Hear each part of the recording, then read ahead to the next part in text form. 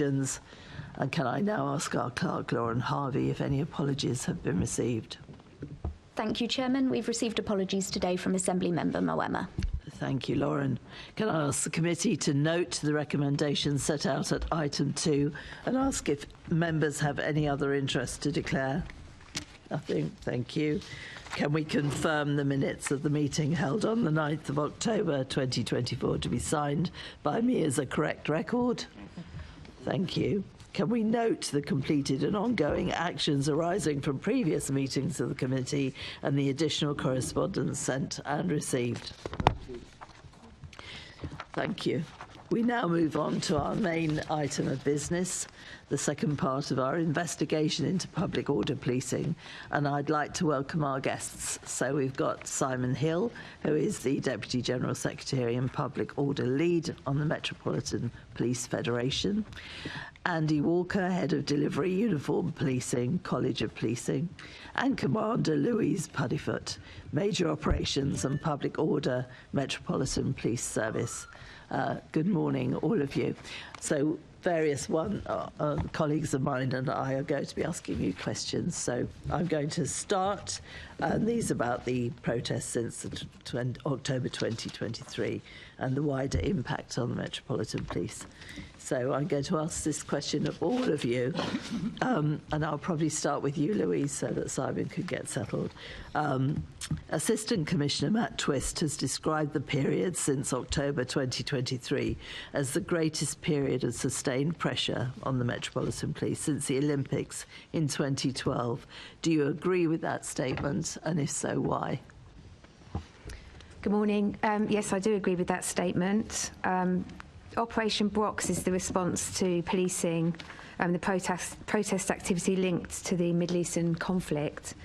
In public order policing, we're very used to reacting and responding to national and international events, and we've got really good tried and tested mobilisation plans. But the pressure over this year has been unprecedented. The conflict has been particularly difficult due to the intensity and duration, and also the corresponding frequency of protests and demonstrations. Public order policing is a complex area of policing, but it's been particularly challenging this year because there's strongly opposing views within London communities have thrown up some things that are controversial and divisive and difficult to apply legislation to. We've had to open up our special operations room daily, and we've only just stopped doing that recently, standing up Gold, Silver and Bronze Command. We've had a dedicated intelligence cell, dedicated CT, community tensions, monitoring. We've had to have dedicated engagement teams, legal advice. It's been very resource intensive for the Met, on top of maintaining our business as usual. The resource challenges have been significant. Brox has represented, up until last month, 63,000 officer shifts, which equates to opportunity costs of £46 million. Of these shifts, 10,000 have been provided by mutual aid, so we've reached out for help from the rest of the country. And this has been sustained pressure on our resources. We're still responding to a lot of demand from environmental protests that continues, football, ceremonials, etc. And frontline policing, and including our neighbourhood teams, are the most impacted because those teams are generally the ones that are public order trained. So they're the ones that we call upon to come in and provide the response to the protest. I have an aid reduction plan to try and reduce the impact of aid on the rest of policing, and we're working really hard to do that, but it takes a lot of effort, and it has been a big focus. Yep. Although the shift pattern has changed, which I'm sure we'll pick up later, which has helped. Andy, would you like to add anything to that? Just to say, from a College of Policing perspective, our role, of course, is a national one, supporting all forces and in particular sharing best practice and helping forces to ensure that they've got the right number of people who are trained, accredited and have access to the most up-to-date information. So we certainly recognise the pressures nationally, but particularly in London. But in terms of the Met context, there's probably not anything for me to add to what Louise has already said. OK, obviously this has been affecting police officers more than anybody else, really. From your perspective, Simon, have you got anything to add to that? Good morning, all. Yes, I think the demonstrations as a result of the conflict have significantly impacted on my members. This is on top of all of the other bits and pieces that have been going on.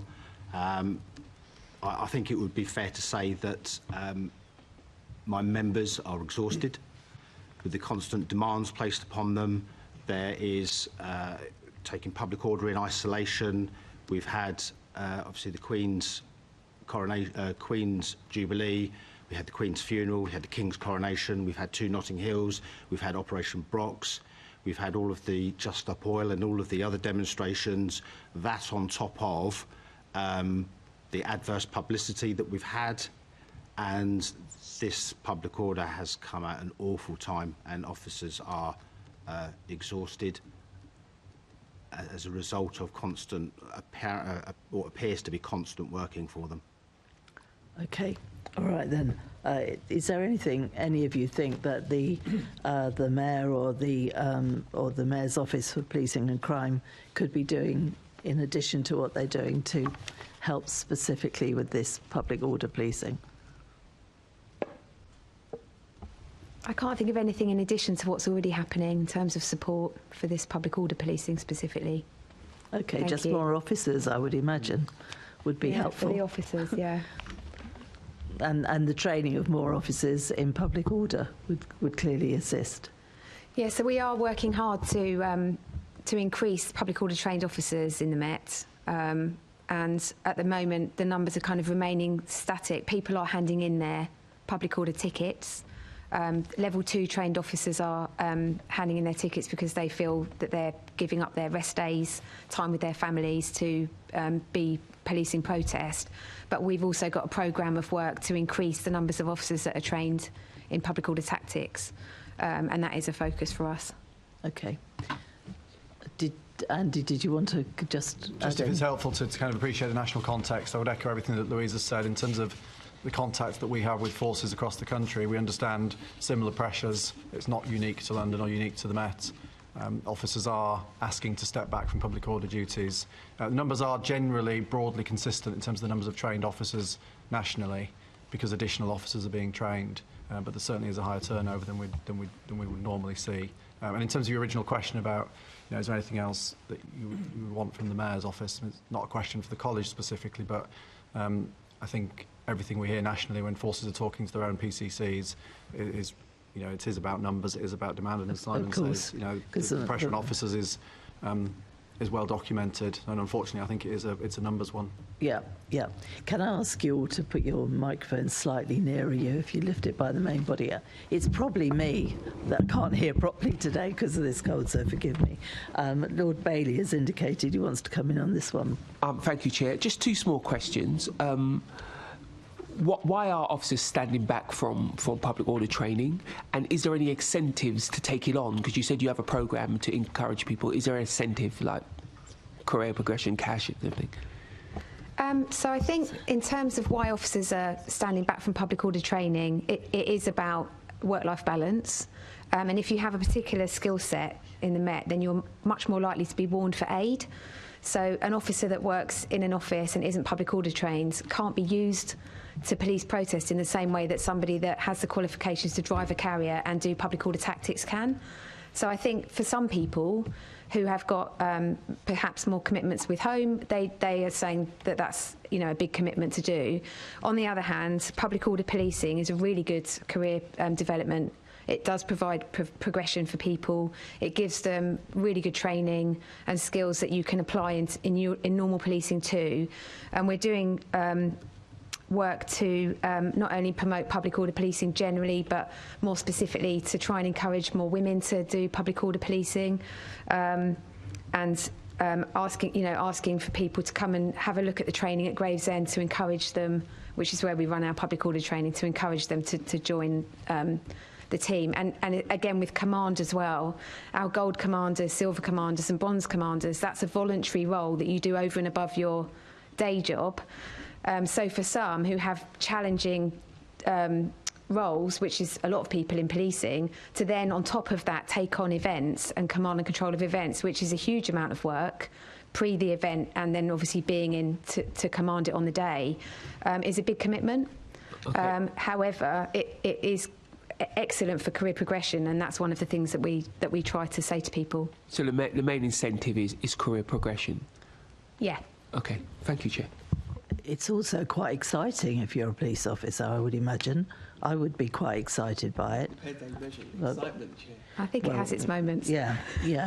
I mean, I've been down to see a couple of times the public order policing at Gravesend. Very, very impressive. I'm sure if I were a police officer, I'd want to be doing that. But anyway, I'm going to ask the next couple of questions to you, Louise. Assistant Commissioner Matt Twist told the committee in September this year that the Met is now, I'm quoting, much more focused on identifying reasonable grounds for arrest, and that it is now much more likely to make arrests during the pro-Palestinian protests. I'm asked to ask, does this threaten the right to protest as protected by the Human Rights Act 1998? And if so, why, if you think it is? So, no, I don't think arresting people for criminal offences impacts on their right to protest.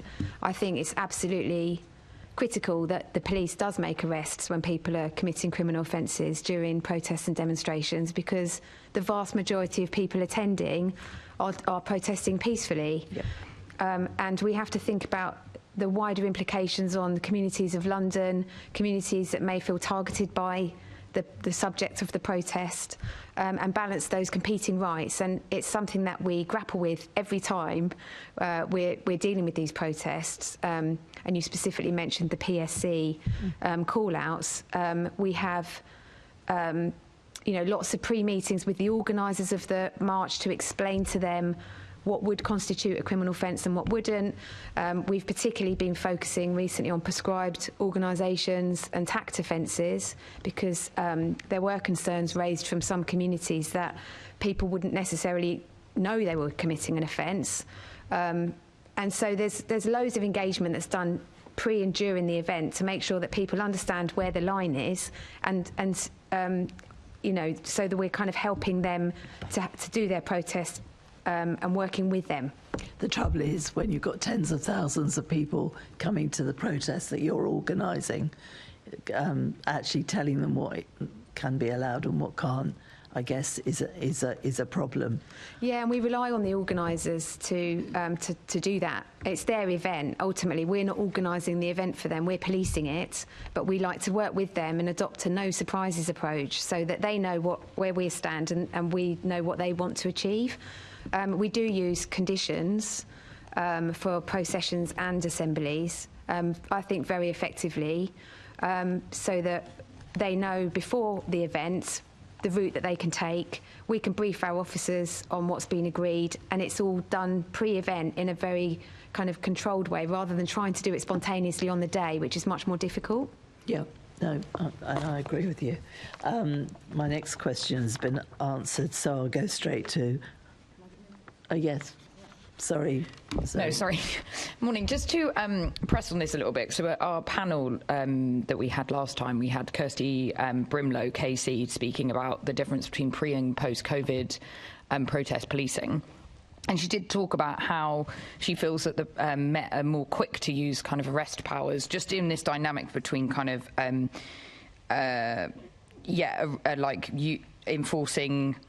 focused on identifying arrests and the Human Rights Act to protest, saying that things like a Just Stop Oil protest walking slowly across Lambeth Bridge, where they had a clear space for kind of emergency vehicles to come through, they were arrested within about 5 minutes or 10 minutes. So I just wondered, in that context, if you feel like the action breaches the rights protected under the Act. Sorry, so you're talking about the obstruction of the highway or blocking the roads and causing disruption? Yeah, but within the context of how you balance people's right to protest within that context. I think you started off by saying criminal offences, but I think it's balancing people's rights with Absolutely. how obstructive they are being. And in this case, I understood the traffic was only stopped for 15 minutes, and there was a space for emergency vehicles to get through.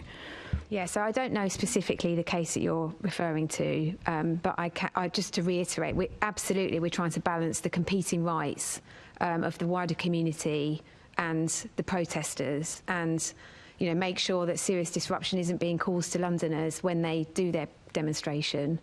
And it is, it's a constantly, we're constantly risk assessing it, using the national decision model to work out whether what they're doing is causing disruption to such an extent that we need to, use enforcement. And it's, without knowing specifically the kind of details of a particular case, it's quite difficult to comment. But generally, our role is very much to balance those competing rights. And do you feel like you've got that right in most cases? Yes. Yeah. And we seek legal advice. Before the event, we have lawyers with us in SOR. If it's a particularly challenging event and we foresee that there might be some difficulties with the legislation, we'll have an advisor there to give us advice and help us to make the best decisions. Thanks, that's really helpful. I think it's very difficult for the police to think of the balance, because, and you won't mind me saying that, what you think would be absolutely all right, that I would think it absolutely wasn't, and we're happy. I think that case of disrupting traffic for 15 minutes is different to mass scale disruption. I think that's what I'm trying to get to. When it's used. I see your point. My point is it's very difficult for police to know, because we are all coming from different directions, and we are. Exactly.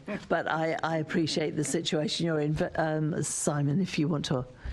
Thank you. Just to add further to that, the Commander's absolutely right in so much as that, when in terms of organisation, the balance is there for the right to protest against the right of disorder. So that's in the planning stage. I would suggest that officers are reluctant to arrest. So in terms of actual arrest figures, they are lower than perhaps what they should be. And the reason I say that is because lack of officer confidence, which leads into the previous point about public order and why people are removing their position. It's the lack of confidence that they have to perform that role. And that is very dangerous for the public. Absolutely. Because the police should not be reluctant if somebody's doing something wrong. But that's a whole other issue. And Absolutely. I know it's not as simple as just doing it. I know that, because it does depend on very many different factors there, but I'm sure we'll come back to your point. I know what you're getting at, and I understand. Assembly Member Desai. Thank you, Chair. Good morning. I've got a couple of questions on funding. So if I can start off with you first, Louise, if I may. Earlier you talked about the challenge of resources. So in terms of money and funding, is extra government funding related to the unique demands placed on the Met around public order policing enough? And if not, should the government be providing more funding, given the increasing and unique demand in London around protest and public order more widely? Thank you. And the Commissioner has previously set out the challenges in relation to the National and International City Grant. There's a big deficit. The grant funding is, as you say, designed for the unique pressures of policing the capital city. And the grant hasn't been increased since 2019 to 20. There was, and we think now, taking into account the inflation, there's a gap of £240 million in that fund. And, the cost of policing protests is significant. Mobilising all these officers costs a lot of money, and all the other things that I've already mentioned. The Home Office do reimburse us some of the money for the protests, but there is a deficit. Andy? Yeah, I probably haven't got anything to add to that from a college perspective. Thank you. Yeah. Anything? Simon? Budgets isn't something that we would normally get involved in, but the Met is unable to cover its public order through overtime. It tends to be cancelled days, which then has a negative impact. So I would suggest that perhaps an incentivisation would be overtime, but the Met's not in a position to offer that. Can I just say that the Assembly has a position, both under the previous government and now with the new government, that we feel the Met should be properly funded, and especially in terms of NIC, we do have our concerns. So just to make the point clear that it's all parties sort of ask. My other question is about recommendation of Lord Volney about protest organizers making a financial contribution to the cost of policing their protests. Do you agree? And if so, why? Simon, I'll start with you. I do agree, because the impact of any form of demonstration or protest is significant, and it's not just significant to the date and the time of that, because if officers are taken away from other duties, it impacts elsewhere around London, and that may not be a duty for that day. It could be a duty for several days, maybe even weeks later. So if an officer has a day cancelled, they have a day off somewhere else. So the impact is not just limited to that day. So yes, I do agree that there should be some contribution. But do you think it's practical? Is it workable? That's for somebody higher up the food chain than me to determine. Above your pay grade. Andy, your views? Yeah, I think that would fundamentally alter the British model of policing. It's not a model that we would recognise, and so without being kind of drawn into the politics, the rights and wrongs of that, I think that'd be one. I think that's one for Parliament, if I'm honest. Yeah. Lewis? Yeah, I completely agree with what Andy said. Yeah. I thought you would. Jenna, I'll leave it. Yeah, no, you are in a difficult position on that. But just to reiterate what my colleague said, it is cross-party. We do think the NIC money should be increased and have done for very many years. And we'll all be pressing the government, as we did before, to try and look at that and see what can be done, because it has got much worse, as in the amount of protests recently. So it's needed more than ever. We're now going over to Assembly Member Garbutt. Hello. Hello again. So we know that abstraction means less officers for neighbourhood teams, which you've kind of touched on already. But the police are making a choice about where how to police protests. And I know, Louise, you already mentioned you've got an aid reduction plan, which I think would be quite interesting to hear a bit more information about that. And my question is just about how do you decide how to the volume of police that is needed and the impact on abstractions? Thanks. It's a really interesting question, and one that's kind of taxed me since I've taken over this role. My previous role was I was the BCU commander on a busy BCU. It was Central West, which is Westminster, Hammersmith and Fulham and Kensington and Chelsea. And I was constantly frustrated seeing my officers, well, not seeing my officers because they were on aid. And so when I took up this role, it was a real focus for me to work together with frontline policing commanders and see how we can reduce the impact of aid on their ability to do their day job and their performance on their BCUs and to police their local communities. So we've brought in a number of measures, one of which is actually just simply peer reviewing each other's resource requirements. I think frontline policing doesn't have a comfort blanket. It doesn't have the ability to have reserves. So it's making that kind of application of resourcing requirements the same across policing and looking at threat, risk and harm and making sure that the resources are in the right place doing the right thing. The thing I would say about public order policing is it's sometimes very difficult to know before the event what's going to happen and what you're going to need. It's very high profile. It has a huge impact on trust and confidence because it's so visible. So if we get it wrong, and I'm thinking about, looking back at the Euros and that disorder that was, shown all over the TV and everybody watching it and thinking what happened, it is very high profile, and getting it wrong is really, really, really difficult. So we're now working more about what we do with the officers that we warn for aid, bring them in, and then actually realise we probably don't need them. And we've got a department in the Met that focuses on tasking and performance. And we're now asking them to give us default patrols so we can send those cops back as we realise that actually the protests that looked like it was going to be really difficult, less people have turned up and the mood is different. So there's a bit about being flexible and dynamic on the day. There's the peer review. And the other thing we're doing is actually calling people out of offices who don't do aid for level 3 aid, where they're not going to have to necessarily use public order tactics, and getting them to contribute. So on the big ticket items like the big ceremonials, trooping the colour, state opening of Parliament, those officers are perfectly able and trained, because all officers are trained to a level in public order policing, to take on that role. So we've got a thing called 4-2 now, where they do the 2 compulsory forced working days, which is New Year's Eve and Notting Hill Carnival, plus 4 other dates, big dates in the Met, like red days, where they commit to doing aid, which eases the pressure on frontline policing and allows them to focus on community crime fighting. That's really interesting. The bit that I find most interesting is where you said you've made like the reflection on the amount of officers that were needed and how you make those decisions. Have you learned anything from, like, you know, because we talked a lot last time about the intention of a protest, and I just wondered what the reflections have been on the policing of the Palestinian protests, and if you feel it's been proportionate all the way along. I think we've learned as we've gone along. I think one of the things that we've had to realise is, and I said this at the beginning, is how long it's gone on for. I mean, you can't sustain that kind of mobilisation of officers every day, you know, for infinity. So we've had to look at the way that we're approaching it. I do think actually that the policing, in terms of the policing presence at the march, I think we have got that right, and it's been proportionate. But potentially the reserves we've had in the background, we've been able to monitor how it's gone and seen that we can potentially send some of them back to their local BCUs, because often people don't realise that on a protest we always want to do a graduated proportionate response. So we will initially put as few police as possible out. Engagement's our best tactic, and if we can engage and use, you know, neighbourhood policing style, that's exactly what we want to do. But we often have a lot of officers kind of metaphorically round the corner in case it doesn't go well.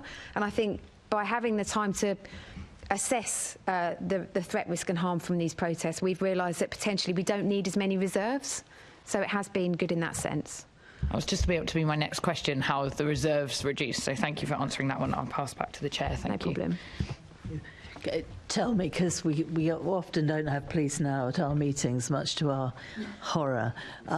Tell me, if there's a very big demonstration in the middle of London and a major incident happens, I don't know, in Harrow or in Croydon, right, for the furthest parts away, do we have enough officers to deal with that?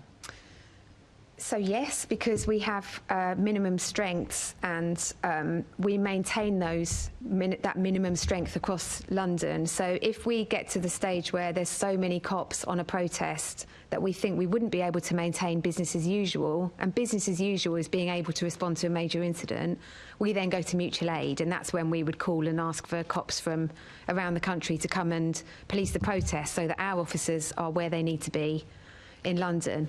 And that's the way it would go around. OK, thank you for that. Assembly Member Roberts. Thank you, Chair, and good morning. This is for Simon. We heard about the levels of exhaustion which are being experienced by officers as a result of the public order policing. How about morale in general and well-being, particularly with reference to the summer disorder that we saw following the Southport incident? So PFEW do an annual pay and morale survey of members, which is anything up to Chief Inspector.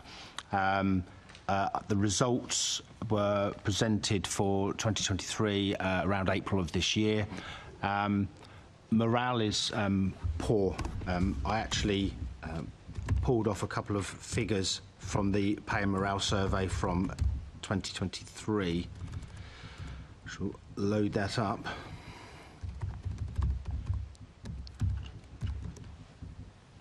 So in terms of pay and in terms of morale, this is Met specific officers. 71% of respondents said their morale was low or very low, and 96% of respondents felt that morale within the MPS was low.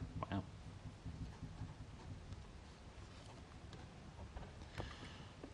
That's stark. 96% is a huge number. Yes.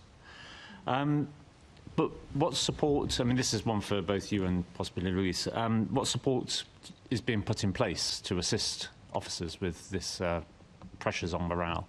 And have there been any recommendations made to the top row. So the Metropolitan Police is in a very challenging place at the moment. Obviously, the Commissioner's put in his new Met for London plan. We are supportive of an improvement of standards. We're supportive of lower crime, high morale. Achieving that is going to be harder. Whilst the demands on policing continue, we've obviously got had a number of high-profile cases through the court system, recently NX 121. So it's very difficult to build officers up when there is a constant underlying current of cases that are waiting to be heard, and then it doesn't stop when the court case finishes. We had the Panorama on Monday. So in specific to public order, the Met are very good at involving the Federation. The major public order events, we will have possibly a seat at the table of the planning, depending on the size of the event. If it's a large event, then there will be Federation representatives, myself and another, tend to cover the main events. We will be working with the command team, so we have a conduit from officers on the ground, maybe to their local representatives, to us, to feedback. And we generally find the Met is very receptive to any issues or problems that we identify with a solution. Sometimes there isn't a solution. So we're mindful about troubling the command teams with things that cannot be solved. Equally, over Opnavet, where we had the disorders nationally, we had officers kept on duty, which is perfectly understandable, but we felt that there were occasions where officers were being kept on too long because they have to be back at work the following day. So I made a phone call to Assistant Commissioner Matt Twist, explained my concerns. He agreed with me. Within 10 minutes it was sorted and those officers were being dismissed. So we have those relationships with the Met in terms of trying to manage day-to-day problems. But it's an ongoing matter, and many things are outside the control of the Met, I'm afraid. Absolutely. Louise? Just following on from that, and you mentioned about the support in public order, we often have a kind of bronze welfare as part of the command team. That's how much we prioritise the well-being of the officers involved, and there's, you know, for refreshments or taking people home after a particularly long shift, etc. I think beyond that, and one of the things that is making, in particular, these demonstrations around the PSC and the Middle Eastern conflict difficult is the media scrutiny and the fact that officers who are doing their best and policing a very difficult, complex geopolitical situation are then finding themselves going viral on social media for saying the wrong thing. Sometimes, you know, it's edited and taken out of context, and that's a huge pressure for an officer who isn't in public order policing day to day. They're drafted in from, you know, Bromley, Hillingdon, wherever, into the middle of London to police a march, and then find themselves subjected to huge criticism, you know, extremely publicly. And we always wrap around those officers and make sure that they're okay. But I think that's a fear for officers, actually. And, you know, that's very difficult for us to control. We've changed the way that we communicate externally. We're much more proactive at putting messages out, explaining what we're doing. But that doesn't stop officers from kind of falling into these situations that are really difficult. And they're you know, PCs and sergeants who aren't trained in handling media and are filmed making statements. You know, we work very hard to brief them. We work very hard to explain the context and explain, last week this happened, you know, don't say this, don't assume people's ideologies based on where they are in the march, you know, all of this stuff. But actually, it's just really hard.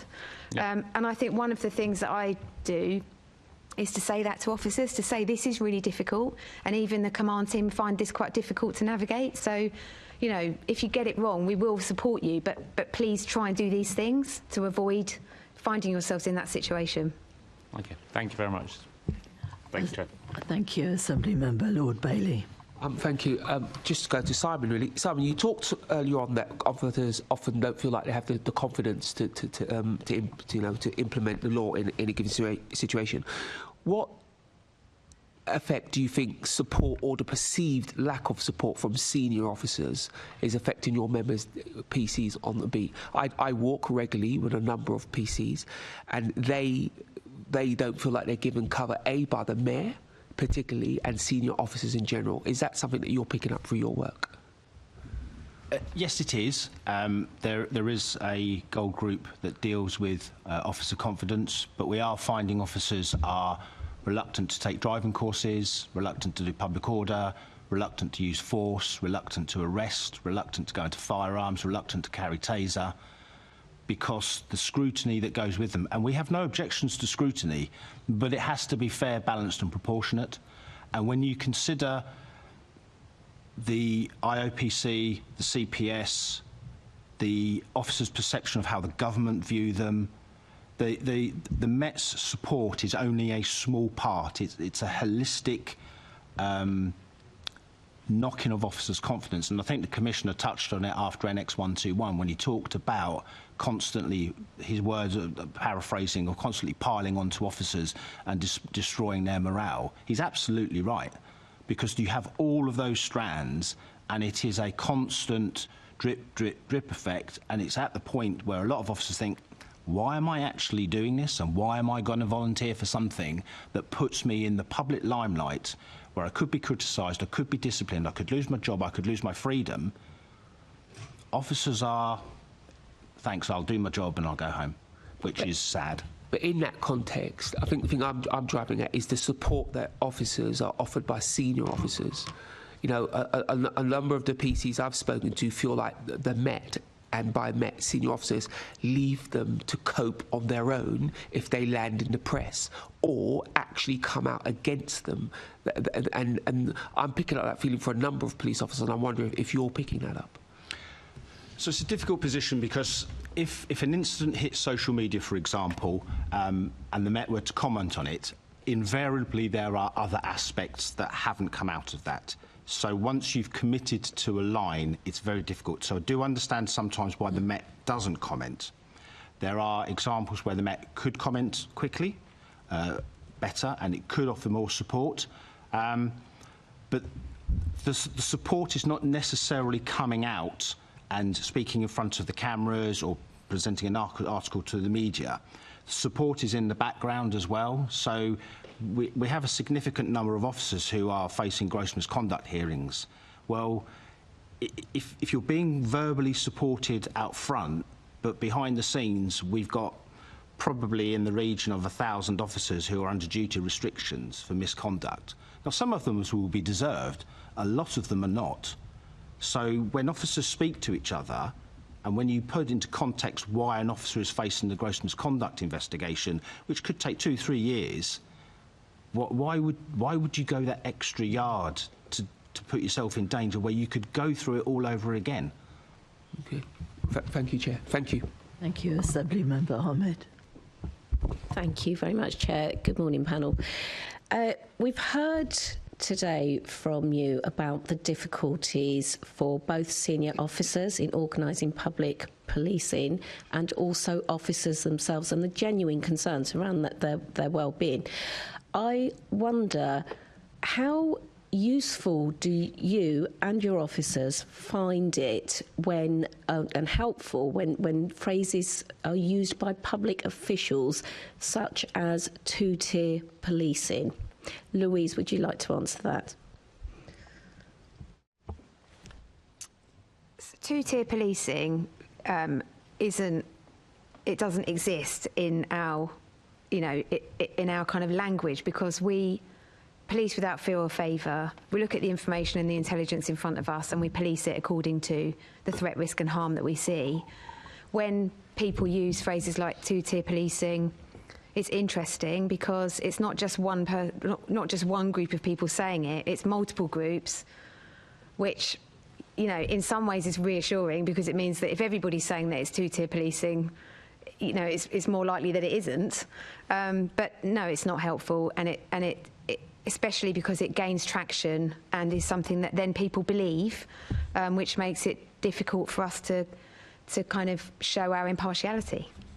Do you want to just expand on that? I mean, how difficult you say it makes it difficult, but how difficult does it make it? Well, I think it motivates more people sometimes to come on the protests and demonstrations, and it undermines trust in policing.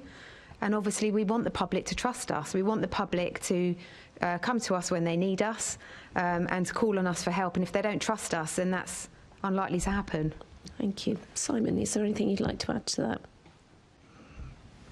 I don't agree with the term two-tier policing. I don't think two-tier policing exists in so much as my interpretation of that is there is one standard across the board for one particular group and another standard across the board for a different group.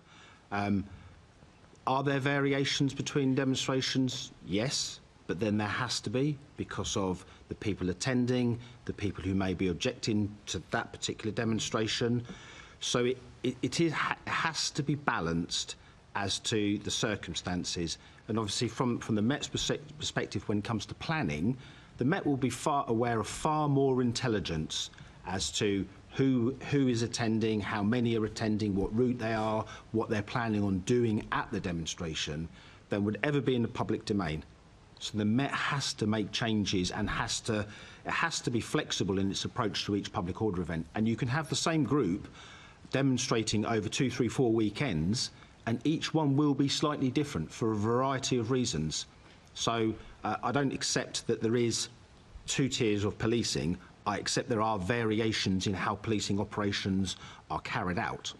Thank you, thank you. And Louise, I love the phrase cops. I haven't heard it in years, and I love the fact that you use it. Thank you. Thanks. If I can just say one thing, and I know that there isn't 2-tier policing with any intention of them being 2-tier policing. I don't think many people would disagree with that comment. But you have just said, Simon, that many police officers don't have the confidence to go in and arrest.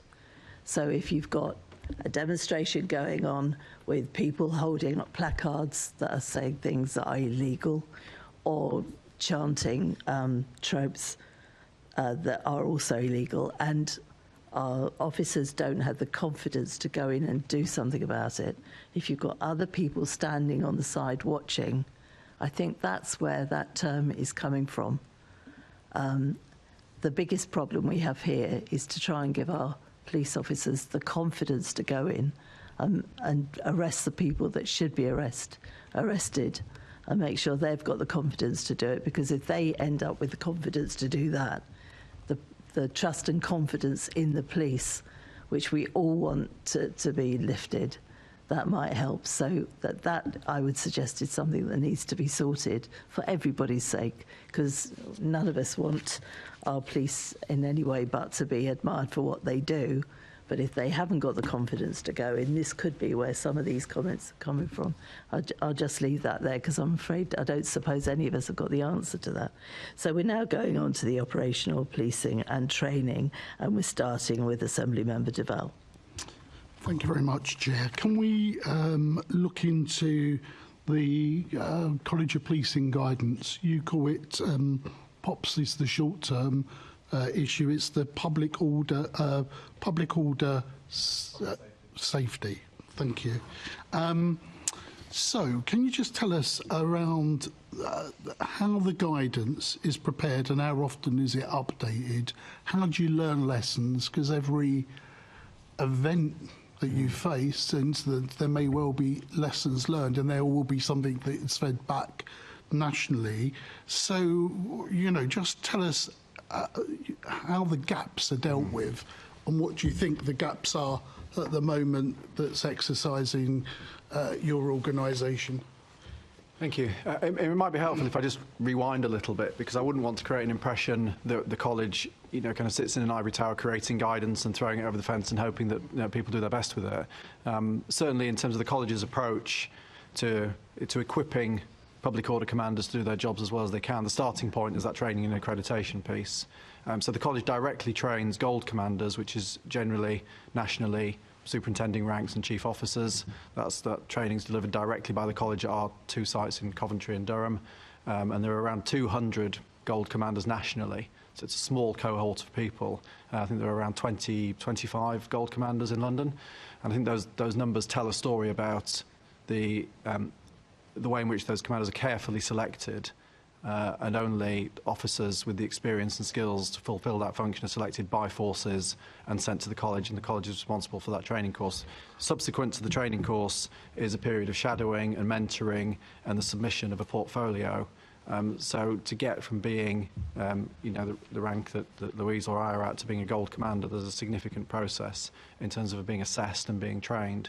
And that then is reflected with silver commanders, bronze commanders and PSU commanders. So in terms of the kind of on the ground level, in terms of sergeants and inspectors who are actually commanding the PSU. So throughout all of that system of command, there's a real focus on training. And part of that training, of course, is explaining and bringing to life things like APP. So it's not a question of a police commander having to read APP and have a look at it on the website and try and work out what they have to do. The training is very practically based. The Met actually takes the training one step further for its silver and bronze commanders and has them in a practical assessment down at Gravesend for 2 days, which I know from personal experience is a really, thorough, robust, on-the-ground assessment. So when, Chair, you mentioned that you've seen the training down there, not only are, constables and sergeants being trained and having petrol bombs thrown at them and dealing with public order tactics, at the same time there may well be a silver or bronze commander there who is similarly, being assessed and trained for their own ability. So the reason I mention that is just to kind of set the context of how much we do around the guidance. And APP is very important. APP, the professional practice that we set, is constantly reviewed. It goes through a process of national consultation. It goes through the college's own governance process, which is first of all, what's called Professional Committee, which involves all the staff associations, the National Federation, Superintendents Association, Chief Police Officers, APCC representing the PCCs and various others, and then to College Board where it's finally signed off. So it goes through a good deal of scrutiny, which includes inevitably in something like public order policing, challenge from different organisations about the content, challenge about the focus, making sure that we're getting the balance right.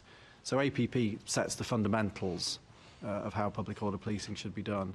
But beyond APP then there's specific operational guidance, and some of that's specific to particular areas of policing. So there is specific operational guidance for football, for example. There's specific operational guidance for dealing with protest.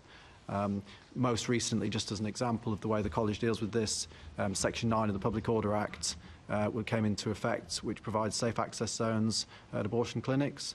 The college produced new guidance on that specific piece of legislation. We held an online event for all police forces and all public order commanders, which was extremely well attended. And we had leading counsel at that event, as well as public order practitioners, bringing that legislation to life, explaining what good practice looks like. So in terms of guidance from the college, the APP is really important, but that's just one aspect of it. And actually for us, it's about really empowering public order commanders so that they understand the context and understand and share best practice, actually, nationally, in sharing experience from other forces. Okay, so, but how do changes come about? How do we add to that good practice? Just take us through that process. So certainly some of the guidance products that I've mentioned are a little bit more dynamic. So the training, so if you take the gold training, for example, the silver training, we are constantly linked in to police forces and to people like Louise that are actually delivering this. So getting feedback about what's working, what's not working, and that's not necessarily just about public order tactics. It may be that there's a particular intervention that works in terms of criminal justice outcomes, or there's a particular intervention that works in terms of comms. And so it's about sharing that best practice, getting those individuals involved. And it's relatively straightforward to update the guidance to say, actually, if you look at what happened, so I think a recent example in the last couple of years was the Dartford Crossing protests with Essex Police and some particular work that they did around the criminal justice outcomes and how they secured those quite quickly. So we shared that quite quickly in the guidance. We shared that with online events so that other public order commanders can take advantage of that experience, so that it's easy for somebody in Cumbria, Northumbria, Wales to understand what's happening in London and vice versa, because although the London context, as you all know, can be unique, quite often, and certainly some of the disorder we saw over the summer, London experience wasn't necessarily unique, and similar events were happening elsewhere. So would I be right in thinking that the guidance develops as in terms as experiences gained from certain circumstances and events. So you've talked about the environmental issues around Dartford Bridge. We talk about this crucial, dealing with the number of demonstrations and the pressures that puts on the Met and confronting some of the issues that arise from different marches. Is it an organic process rather than once a year, let's refresh this, let's look at this, let's see what's coming in from the policing family that informs us? Is that how it works? Yeah, absolutely. I mean, APP is a bit more stable. We wouldn't change APP overnight. APP provides the principles, really. So APP doesn't really need to change quickly because the fundamental principles don't necessarily change. APP is more likely to change when there's legislative change or, really significant change of direction of how we deliver policing. What will change quickly is some of that operational guidance, and what is done really quickly are the online events that I discussed where we get commanders from all over the country dialing in to share experience, to share what's working. And certainly at the height of the disorder in the summer, on the Saturday in the middle of all of that, we held a call which was, despite the operational pressures on commanders across the country, we had really good attendance at that, just sharing experience, explaining what was working, explaining some of the tactical approaches that some forces had taken that had worked well. And that worked really well. So it is dynamic in that sense. Okay, so can I just come to you, Louise? I think in answering the questions, your first question, you told us how complex our environment, how challenging it was in terms of the Middle East demonstration. Let's go back to the issue of it's not our language. I'm with you on differential policing, but the accusation of two-tier policing, or the accusation about policing making judgment calls about particular events and the guidance. So, when do you step in? When don't you step in? These are our judgment calls, and I do go back in terms of Simon's answer, which I thought would really put it in a nutshell about, well, actually, you need to think about what's going on the ground, you need to think about the intelligence you've been told, and then you work out your tactics on that. Does that not put the pressure on you, Metropolitan Police, that we already learned from Simon's answer that you're doing a plus process over and above the college and policing in some of the guidance, because you have you've from your experience you've added on to your regional issues and advice you're giving to your leaders. Do you think you now have a duty to explain better? Is the answer to the chair's question on two-tier is about explaining and the reason to explain? I thought the period of time we've just been through is what I thought the most difficult, and for ordinary members of the public, is when the Met would take one stance one week and then the following week we'd hear another stance, but that would be against the background where opinion formers were calling for more action from the Met. You weren't going in, you weren't doing this, you weren't upholding the law. Was that about Mets responding to that pressure from opinion formers, or was that back to that judgment call that we learnt earlier on about and experience as you're policing these major incidents? There's a lot in there, I realise, sorry. But, I mean, it's complex, isn't it? No, it is complex. In there, I get that. I'll try to address it in a few parts. I think the first thing to say is, we work with national intelligence functions and within London to understand as best we can what we think is going to happen and what the what the kind of threat, harm and risk is on the day of the protest. We also engage extensively where they are willing to do it with the protest groups themselves to ask them what they're hoping to achieve and to work with them. We brief our officers on all of that, and our job is to apply the legislation to what we have in front of us. In terms of making judgment calls, I think it's really important to kind of highlight that one of the things that's happened with this protest that might be different to other ones is that there's been a cumulative impact of this protest over time. So we can't necessarily take, when we're balancing the rights of the communities and looking at the impact of a demonstration on other people, balance those rights. You can't look at that in isolation as a new thing every Saturday, because it isn't a new thing for that community. So we do take the cumulative impact of a protest into account. But that doesn't mean that we're taking sides.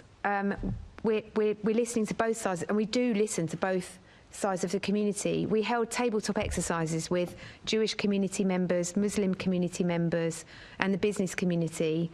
And actually it was really interesting because we asked them to assume the role of gold, and we gave them some information and said, this is the route the march wants to take. What are your considerations? And actually everybody at the end of the tabletop said, I get it. It's you have to take into consideration so many different things. Is it going to go past the synagogue? Is it going to block up Oxford Circus for the whole afternoon? Is it going to make these people feel intimidated?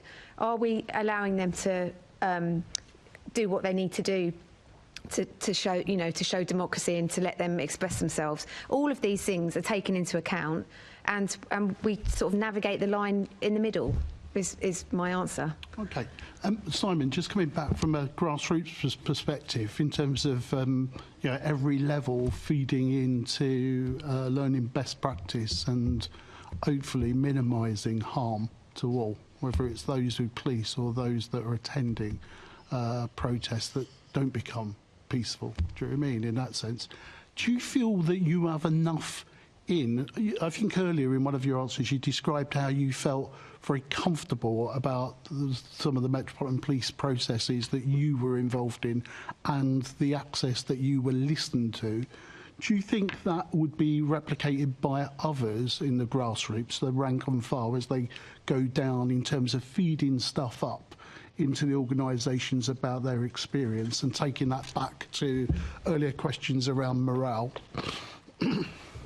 So we have a structure within the Federation as well, so we would have workplace representatives on each command. For major events, we wouldn't do it routinely because we have so many public order events of different sizes. But if there was a major event, all of the reps would be notified, for example, that myself and another would be working at Lambeth with the command team. If there was any issues, because their members are more likely to go to the workplace reps to highlight problems, whether that's the workplace rep is off duty and they get a phone call from someone who's actually policing a demonstration, then the workplace rep would know that there is somebody with access to the command team. We would get a phone call. We do feedbacks afterwards as well. Trying to get information from officers is sometimes quite difficult. And we would see it from a different perspective, because an officer on the ground may be seeing things from their perspective, which is fine. But obviously, if we're in the command team, we can see what's happening 3 streets down, which then may impact negatively on what they think should be happening where they are. So there is a mechanism to do it. Is it as effective as it could be? Probably not. But I would like to think that we as a federation, certainly at my level and dealing with the public order commanders, that I have a good enough relationship with them to be able to pick up the phone either post, during or pre-event to express concerns, and I feel I would be listened to. That doesn't mean to say it'll be acted upon, but I feel that I would be listened to. Okay. When things go wrong, should, and they do, you know what I mean, it's a reality, isn't it? You have a project, you think it's going to go right, and then something comes in and goes wrong, and same on the incidences. Do you think the College of Policing guidance, well, let me just quote something. The POPs commanders and advisors should record their conversations, subsequent decisions and actions when policing public order events. Is that information made available? Is that for learning lessons inside the organisation? How does that work and recording? And where are we within the MPS about that in terms of debriefing those issues? I'm sort of, I don't think I'm in favour of this, but you know, the natural question should be is, should that be publicly available at times of woe around, or is that something just internally available for the MPS? If it's not, you know, just take me through it. Just what's the process? How do we use it? does it go on? Does it not go on? Is it just some words on some paper? What happens? I think debriefing is a really good question generally in policing. I think you look at other organisations, the military in particular, quite often much better at debriefing than we are. I think sometimes, and this isn't about the Met, but just generally, and as a police officer myself, we quite often, in all sorts of different operational contexts, kind of breathe a sigh of relief that things have gone okay and walk away and don't necessarily consider learning. I think we're getting much better at that, much better at pausing at the end, whether it's a public order operation, whether it's a relatively routine incident, whether it's a firearms incident, actually stopping at the end of that and being really honest with each other and saying, how did that go? What went well? What didn't go well? What's the learning for next time? I think it's particularly pertinent in the Met context, in the protest context, particularly in the sorts of circumstances that Louise has been talking about, where you've got similar protest week after week. Of course, it's absolutely crucial that there's a proper debrief of that and that it's shared and that the learning takes place, which everything that I've seen from the Met suggests that it is. I mean,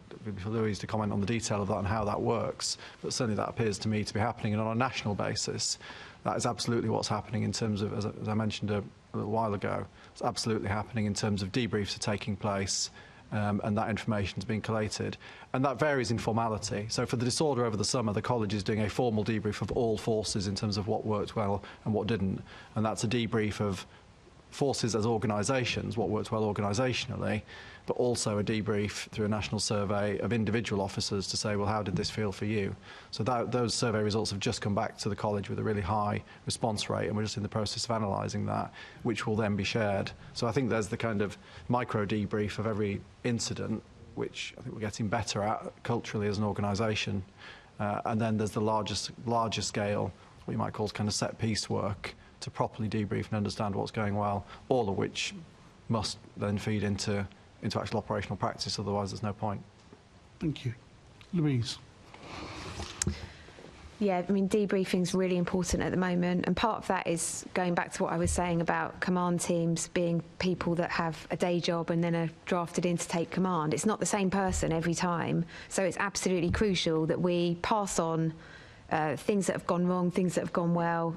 We've kind of formalised that during the OPBROC response. So every week, the outgoing Gold has a kind of debrief with the incoming Gold to say, this is what we've done, this is what's gone well, this is what's going to be a hangover into your week.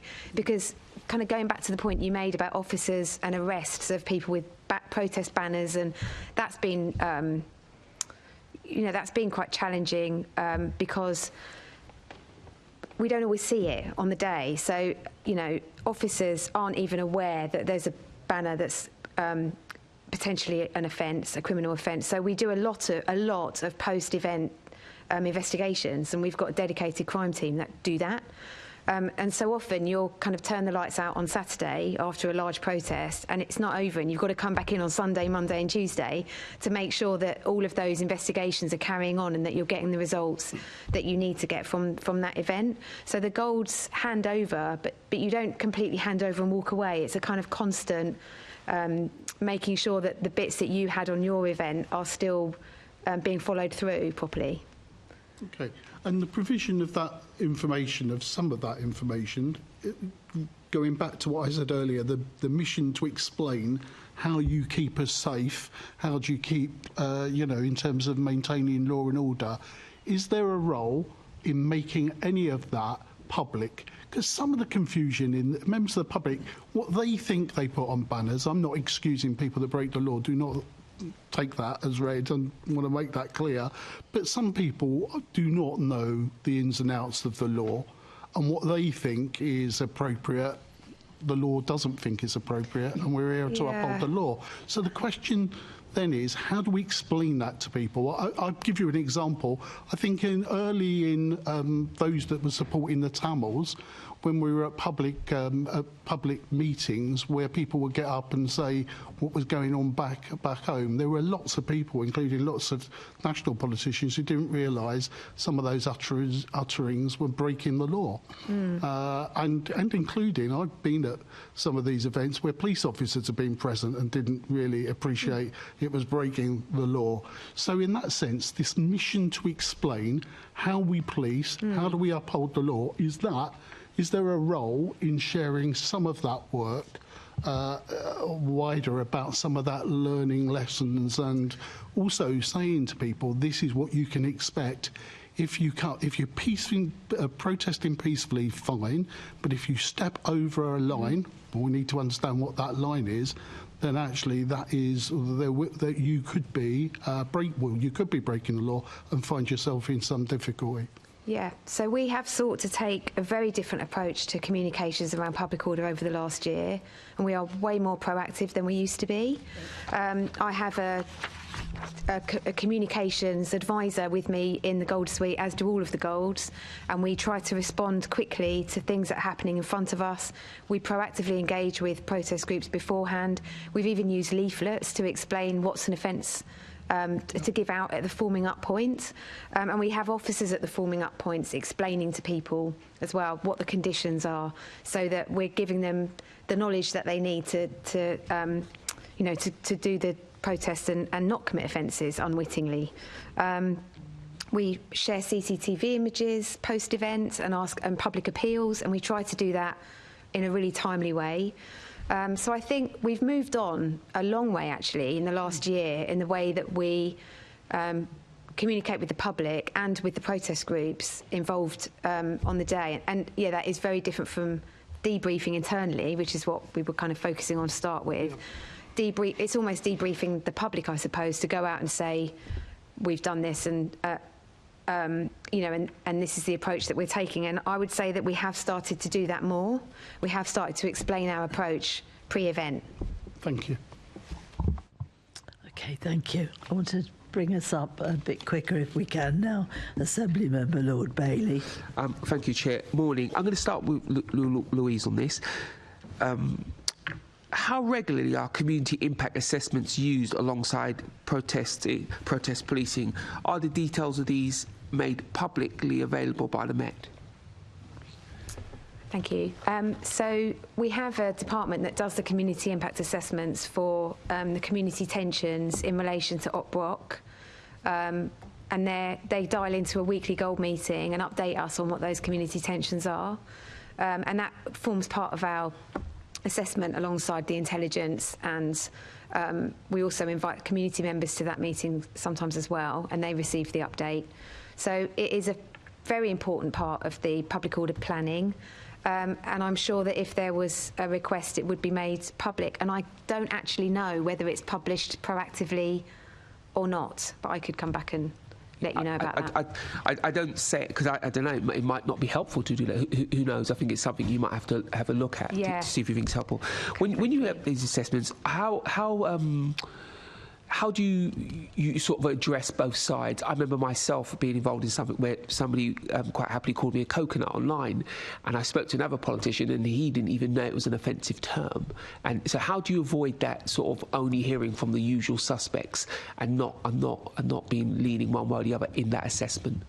Yeah, so I think the assessment is done from a variety of different sources. I think they're looking at social media, speaking to community groups through the channels, and we have invested, and this isn't my area of extreme expertise, but I do know that the Met has really invested in the central engagement team to try and make our engagement networks more representative and more broad across London, so that we are hearing from the right groups of people, and they're a really important part of our command team in public order, so they're advising us and dialing into the meetings to say, we've been hearing from this community that they think you're policing this, in this way, so that we do have that full picture. Do you go back through them and make some explanation as to why you may have made the decision? Yeah. Okay, thank you. This is to everyone. POP's guidance states that if force is used during public order policing, this must be the minimum required to achieve a lawful objective. How do commanders and officers ensure they abide by this? So it's a kind of fundamental principle that we achieve the legitimate aim with the least intrusive means, and that is widely briefed and part of our training. And it kind of goes back to what I was saying about the graduated response. And we train our officers to engage first, and give people several warnings, appeal to people before we take enforcement, However, you can't always be slow time. So we would always want that really controlled, graduated response where we appeal to them first, explain the consequences, and then go in and, in a really controlled way, make arrests if they're continuing to commit offences. But when you've got disorder, like we saw in the summer, then that isn't always possible, and officers need to, actually the safest way is to arrest those people more quickly and get them out of the crowd. So it does depend on what you've got in front of you, but the briefing point and the learning is that you use the least intrusive means to achieve the aim. I don't know if you want to come in on the Thank you, training. Chair. I'll come back to you in just thank you. Nobody else wanted to come in on that. I'm going to take this opportunity before I go to other colleagues. We've been joined by a group of student journalists, welcome everybody, accredited by the National Council for the Training of Journalists and Kawasaki City Council. Welcome to all of you. Good to see you, and thank you for coming. Today we're actually talking about public order policing, so you're very welcome. Thank you for joining us.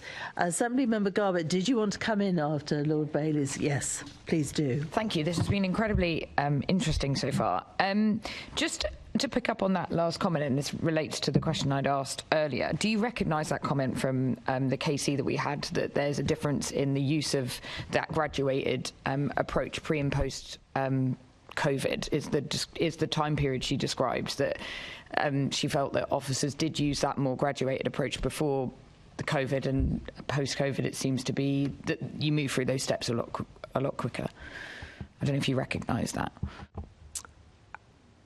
I think it's to do with the nature of the protests that we're dealing with since COVID. I don't think it's a change in our policy or in our training or in our position. It's actually to do with the nature of the protests that we're seeing since COVID. So, huge amount of disruption on national infrastructure, on our roads, massive disruption caused to London, and so that requires a certain kind of response. Prolonged protests every week of huge numbers of people, up to hundreds of thousands of people marching through London, that requires a bespoke response. So I think it's more about the protest and the nature of the protest than a change in stance. There certainly hasn't been a change in, we haven't written down we've changed our approach and we're doing it more quickly now. It's about, again, achieving the balancing of those rights. But in terms of like the big infrastructure one, obviously like Extinction Rebellion started disrupting, had their first kind of major protests back in kind of 2018. So is it to do also with the fact that you're seeing the same protests more frequently and therefore you're responding more quickly? And like you described, the fact that they're the same it might be the same protest, but it's happening a lot. So you're taking a different approach, rather, if you get what I mean. Yeah, potentially it's about the cumulative impact as well. Yeah. Okay. Yeah, that's a good way of describing it. Yeah. I just want to talk quick. I think what you described earlier was really interesting about that simulation that you did with the community, and I think it's something that we could do as a committee. I think that sounds fascinating, listening to how you have to make the different decisions. Just putting that out there is something that we might be interested in doing. And I did want to pick up on how you communicate with community groups before protests, because I know you've mentioned it a couple of times that you've worked with them, but I have heard that sometimes the Met Council's meetings at the last minute or changes conditions, and I've heard this from kind of all sides, and how that sometimes does cause kind of tension between communities. And it's really good to hear you saying that you're changing the communications that you're doing outwardly. So I just wondered if what considerations are being given to the way that you work with the organisers, and if that's changed at all. Yeah, so we know that the best way to approach anything is to engage with the organisers. That is absolutely the safest way for us to deliver our plan and provide a proportionate policing response. Meetings get cancelled. I think I know specifically the meeting that, because it was in the media. I think that was around the time of Opnavet, and the command team were being pulled to something else and couldn't make the meeting. I think that where we can explain conditions in advance, that is absolutely to our benefit, because it means that we can publish those conditions, the wider community can plan their lives around the disruption. We can say to them, they're going to march from A to B, these roads will be closed, and it means that everybody in London knows that wants to look it up. Our blue light partners can plan how they're going to respond. So we would always advocate for conditions for early engagement and for conditions to be, where possible, pre-planned so that everybody knows where they are. It is absolutely not a tactic to surprise people or to kind of, covertly have a plan to do some conditions and then not do them, or to do them differently, because that doesn't work for anybody. It doesn't work for the protest organisers, and it doesn't work for us. Yeah, because I think sometimes people think that the organisations have just decided within short notice, because I know that some organisations give you like a month or kind of 2 or 3 weeks. It's not like people kind of turn up the day before, because they also obviously need to advertise the start point and the date. So I think obviously it is in both benefits to have that collaboration early. I just know that sometimes there's been incidents of conditions kind of changing late, or those kind of situations. And sometimes we receive new information that the march route that they're proposing to do will actually cause a huge amount of disruption to a particular community, or there's something that comes in more late notice that we weren't aware of, and so we need to adjust our plan. But we will always explain that. Whether or not people accept our explanation is another thing, but we will always explain to people why we're putting conditions, and we write huge rationales as to why it's proportionate and why we need to do it. So I think, going back to my earlier point, we would always try early engagement and early setting of the conditions. One of the things that does happen is, obviously, if there's a significant event internationally or nationally, people will come out onto the streets, and they can mobilise at very short notice with social media, and you can get a big crowd in quite a short space of time. And obviously on those occasions we have to react much more spontaneously.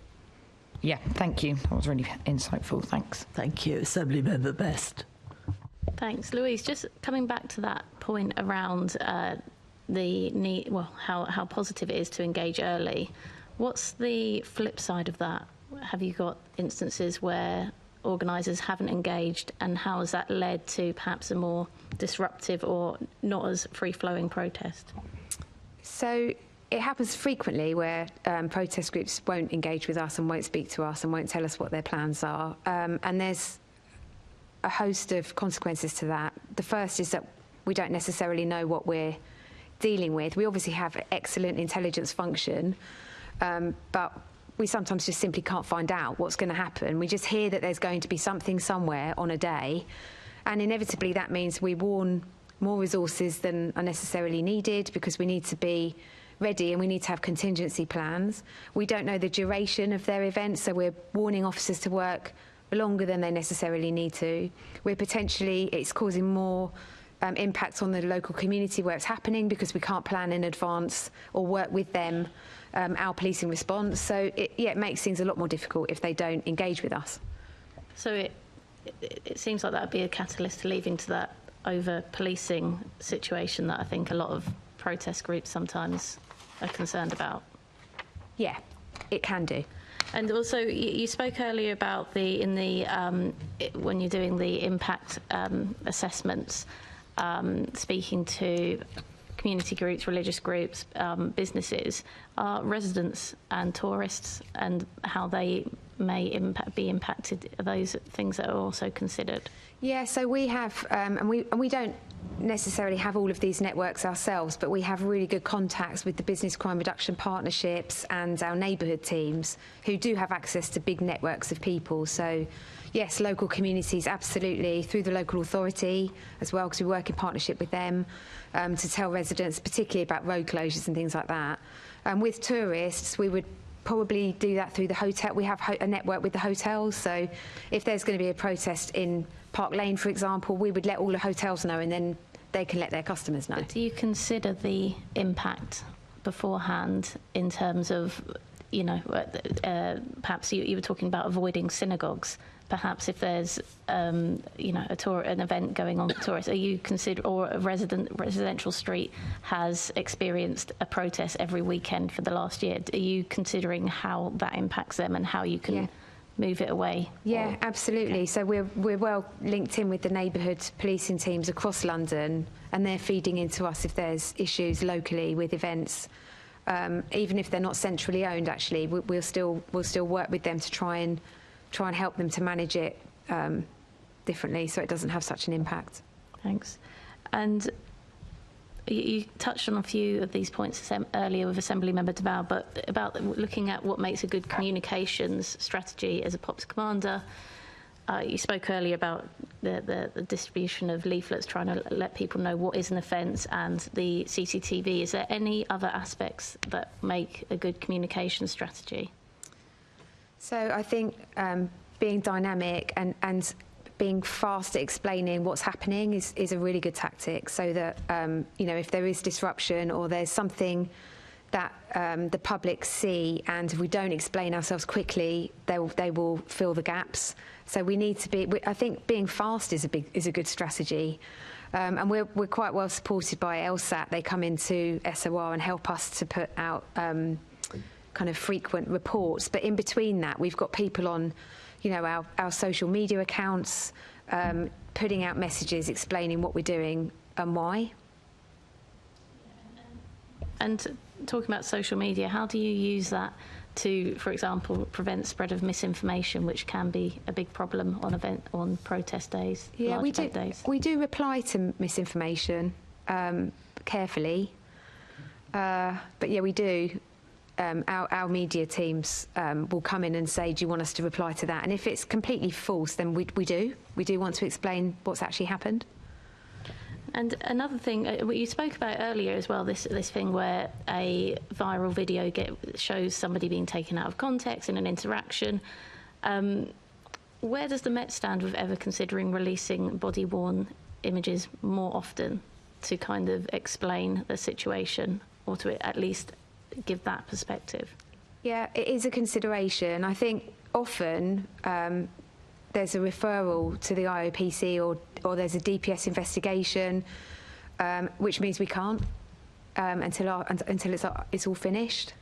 Yeah. But it's not something that happens on the Met social media accounts anyway, regardless of after a case is closed. You don't see those body-worn images posted on social media very often. Sometimes, and I think these are really good, you'll have those good news stories where you show people that have been prosecuted for a crime using the CCTV, but that body-worn imagery is not really used. No, that's a good point. I'll take it back. Thank you. Okay, thanks. Moving on to the role of the police liaison teams, do they have sufficient resources to fulfil their role? The liaison teams? Yeah, so we have a kind of permanent, they're called the Gateway Team, a permanent team based within public order planning who have, specific officers actually have kind of relationships with specific protest groups, a bit like a dedicated football officer would have with a particular football club, because they just get to know each other and work together well. And then on the days of the actual events, we draft in officers on aid who've had the training in how to be a police liaison officer, and they will come in. And I've never been told that they can't fulfil my resource requirement, so I think we've got sufficient. I'm not sure if it's a national thing. So Simon or Andy, did you want to add anything on the liaison teams? I mean, I think the system that Louise has described, certainly with the Gateway Team, is unique to the Met because of the scale, but it's absolutely recognised nationally as good practice and best practice. And in terms of PLT deployments on the ground, I've certainly not seen any suggestion that those roles aren't properly resourced. It's recognised as being absolutely critical. I mean, many protest events will be resourced with only PLT. I mean, that would be, as a public order commander, your ideal scenario is if you can just deploy protest liaison teams and nothing else, then that's a really good solution. It's not often the case, but where you can do that, that works really well. So I think there's definitely a recognition of how important that role is, and it's invested in. I've certainly not seen anything to indicate that those roles are under-resourced in any way.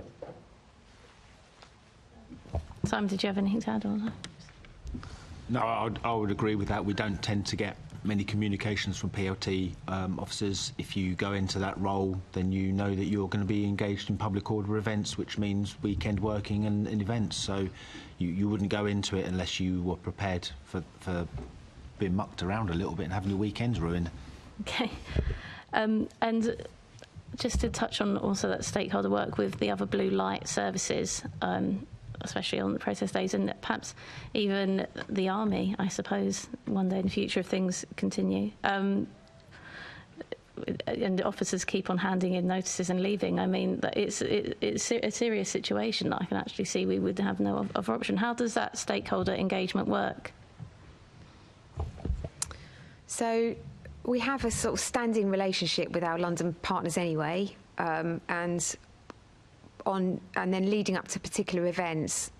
So, for example, this weekend is Remembrance, and I've had gold groups with, it would be the GLA, Westminster City Council, Fire Brigade, Ambulance Service, all of the key stakeholders that would want to know what my plans are, but also we can make sure that everybody's happy with what's happening.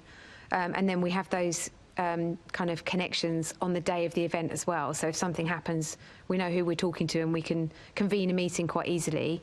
On the really big events, we have representatives from certainly the LAS and the LFB in SOR with us. And if it's a ceremonial event where the military have a role, they will be co-located with us as well. So on Sunday, I will have somebody from the military in SOR so that we can problem solve together if anything happens. Thank you. And just one final thing, Chair, was I wanted to come back to this communication and the two-tier policing that's been raised, I think, a lot today. And actually, it's a really unfortunate phrase because two-tier policing centres policing when a lot of what people are angry at and making comparisons around come from decisions by CPS, IOPC, politicians, but everything lands on the doorstep of policing.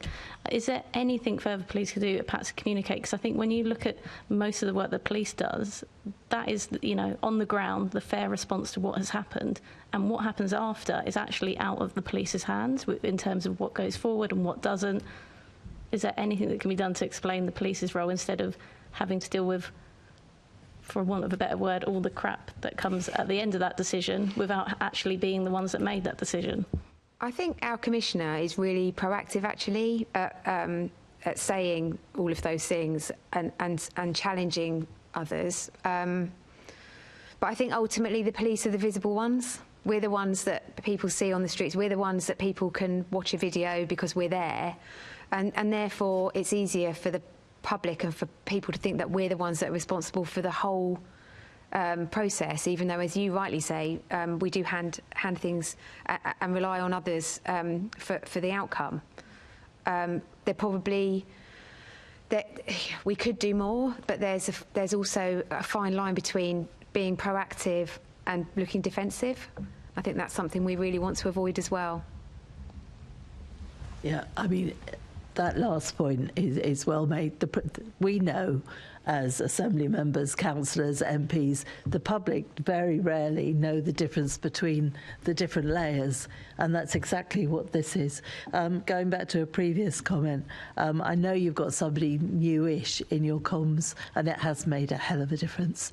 It really has. So I'm pleased about that. Something else Assembly member Best brought up was the body-worn camera footage going out. I cannot recall how many times that I've spoken to Cressida Dick about this, the Commissioner about this, and the answer has always been, and I do understand it, although it's so frustrating, the IOPC may need that particular footage, and therefore it can't be put out. It is a shame, because I think sometimes when the public clip something to make it look like the police have done something horrific, it's only when that body-worn camera, the whole lot comes out, that you suddenly see it's a bigger issue. I think Manchester Airport was one of those occasions. So I have every sympathy with what Assemblymember Best is saying. I've been saying it, and Assemblymember Desai has been saying it for years on this committee. I'm now going over to Assemblymember Roberts. Thank you, Chair. One for Louise here. Just looking at the Home Office's strategic policing requirement, it states that London must have 75 police support units. Do you think that that's sufficient for the current public orders demands in the capital? Yes. Okay. I think, yeah, I was just trying to work out exactly where the number what the number applies to. It's our mobilisation plan. So that's about us being able to, how many PSUs we would need to mobilise in a time of extreme demand. Yeah. And yes, I do think that's enough. Okay, do you think they're sufficiently resourced? And if not, where do you think the gaps might be? As in the PSU sufficiently resourced. So that kind of boils back down to the training and having enough officers that want to be level 2 trained. We are... I was just looking up the number, actually, of officers. So our aspiration is to have 4,500 officers across the 3 ranks of constable, sergeant and inspector, and we're currently on 3,722. So we're not miles away from the target. And that mobilisation number that's given by the Home Office is obviously part of the national picture, so that we can mobilise and send a proportion of our asset to somebody else should they need it, as we saw with OpNaVet. So it's a kind of national formula which we're part of. And I think that we do a lot of public order training. It's a big focus for us, and I think that we're doing okay in that sense. Excellent. Well, that answers one of my questions, which was going to be coming up next, so that's good. The other one I have is that the public orders training at level 2. Do you think it's sufficient to meet the increasing demands and complexity, particularly around the increasing volume of legislation which is covering protest? So that is definitely a challenge, and we are talking at the moment actually about this because public order policing has become more complicated with the legislation and just the context. And we were spending most of our time training level 2 officers to do things like cordons and public order tactics, and we realised that we probably need to spend more time on the legislation and briefing, and we already do spend time explaining the legislation, and they get that training at their PPST training as well, the officer safety training. They receive inputs there as well about new legislation in policing. But yes, I think they can never really get enough, and I wish we could have more time with them to give them more of our input on legislation and our approach to things. We do the best with the time that we can have them for, because every time they come public order training, they're not policing their communities. And I think we've got that right, that balance. But yes, we are looking to give them more of an input. Excellent, thank you. Simon or Andy, do you have anything you wish to add? Just to note, I think that you mentioned the strategic policing requirement. I think for PSUs, level 2 PSUs, it's currently set at 297 nationally. And I think it's just worth noting that back in August, Saturday the 10th of August, there were 267 PSUs deployed in response to forces requests nationally. So just some reassurance, hopefully, that actually when the button is pressed, that actually works. It's not just a kind of dry policy that no one's ever tested and just hopes for the best. It absolutely works when it's required. Excellent, thank you. Simon? In terms of the actual numbers, 75 PSUs on paper may sound good, but I'm not so sure actually how many of those PSU trained officers are deployable for a variety of reasons. So should they be increased to have a greater resilience? I think that's certainly worth looking at. In terms of the training, I would agree in the actual tactics of cordons and public order tactics, but we get caught out, or our officers get caught out, by not knowing that Hamas is a proscribed terrorist organisation and public order legislation, and it then appears on social media. So, there should be more training. I think that's been accepted around the legislation side of things, but there is a perceived lack of training across the board, not specific to public order. Officers should have training days built into their shift patterns, but they're gone because of operational demands. Yeah. So the training is limited to their PPST, which is not that often, to their refresher training at Gravesend, which is not that often. So they are very much reliant on picking it up as they go along, learning as they go along, which is far from ideal. So there should be more training, and I would agree that you can't be overtrained, certainly for something like this. Yeah, thank you. Yes, of course. Just to add to that, one of the things that we do is obviously make sure that our briefings to officers before events and on the day of events includes any changes in legislation. And we really place a huge amount of emphasis on the content of the briefing to make sure that our officers are going out understanding what it is that they're policing, as far as we know from the intelligence, and that they know what our approach is and what we're asking them to do. So we have, you know, as a gold commander, I would be briefing my command team, but then each bronze commander will take their serial supervisors and brief them in person, and they in turn will, you know, cascade that briefing down to every officer. And we go to great lengths to make sure that those briefings are happening. We'll go out on the ground and question individual officers. Did you receive a briefing today? What are we doing about this? And check their understanding, because, you know, we can't cover it all in the training. The protest picture changes regularly, the focus changes frequently, and so a good way to make sure that our officers are kept up to speed is through the briefing. Excellent. Thank you. Thank you, Chair. Thank you, Assembly Member Lord Bailey. Is the Met still working with football clubs?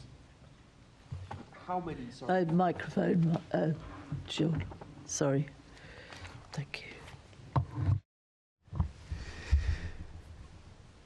Is the Met still working with football clubs on the Enable project related to policing of football matches? Has the Met implemented any of the project's findings? We are. So the Met Police is working with Op-Enable and basically replacing serials of officers with fewer specially trained football spotters. And it's really well embedded, and it's one of the 4 pillars of our Met Police football strategy. Last season, we saved £335,000 in costs, and we anticipate greater savings next year. And I have got a breakdown of the different clubs and the savings that were made. But, yeah, it's working well, and we're very supportive. Through you, Chair, perhaps we could have a look at that breakdown. You know, if you could provide it to the committee, I'm sure the Chair could distribute it. OK.